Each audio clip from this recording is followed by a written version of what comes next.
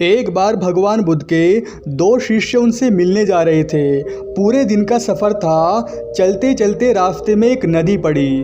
उन्होंने देखा कि उस नदी में एक स्त्री डूब रही है। बौद्ध भिक्षुओं के लिए स्त्री का स्पर्श वर्जित माना जाता है। ऐसी दशा में क्या करना चाहिए? उन दोनों भिक्षुओं में से एक ने कहा, हमें धर्म की मर्यादा का पालन करना चाहिए। स्त्री डूब रही है तो डूबे, हमें क्या। लेकिन दूसरा भिक्षु अत्यंत दयावान था। उसने कहा, हमारे रहते कोई इस तरह मरे यह तो मैं कभी भी सहन नहीं कर सकता। इतना कहकर वह पानी में कूद पड़ा और डूबती हुई स्त्री को पकड़ लिया। कुछ समय पश्चात कंधे का सहारा देकर वह उसे किनारे पर ले आया।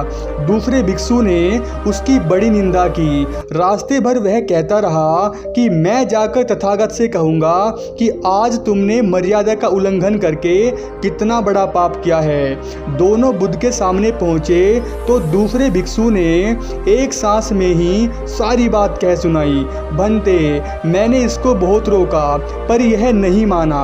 बड़ा भयंकर पाप किया है इसने।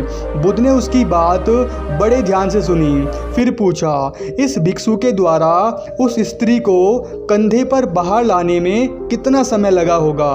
भिक्षु ने कहा, कम से कम 15 मिनट तो लग ही गए होंगे। बुद्ध ने पूछा, इस घटना के बाद यहाँ आने में तुम लोगों को कितना समय लगा? भिक्षु ने हिसाब लगाकर उत्तर दिया, यही कोई 6 घंटे।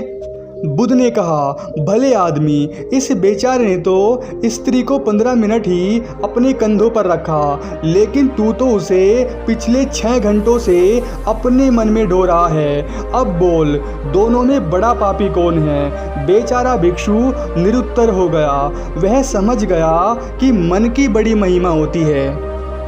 दोस्तों, जो लोग एक ही बात को बार बार सोचते रहते हैं वे पास्ट और फ्यूचर के बीच ही झूलते रह जाते हैं। ऐसे लोगों के साथ ये भी बहुत ज़्यादा होता है कि जब उन्हें कोई कुछ बोल देता है तो वो तो बोलकर निकल जाता है, लेकिन ये लोग उस छोटी सी बात को बार बार सोचकर अपने मानसिक बोझ को और ज़्यादा बढ़ा लेते हैं। आप एक गिलास पानी को 2, 5 या 10 मिनट तक तो आसानी से हाथ में पकड़े रख सकते हैं, लेकिन अगर वही एक गिलास पानी आपको 1 या 2 घंटे पकड़ना पड़ जाए तो आपका हाथ दुखने लग जाता है। जब आपका हाथ थोड़े से बोझ को लंबे समय तक थामे नहीं रख सकता तो बेकार की छोटी छोटी बातों को पड़े रहकर घंटों घंटों सोचते रहने से आपके उस दिमाग का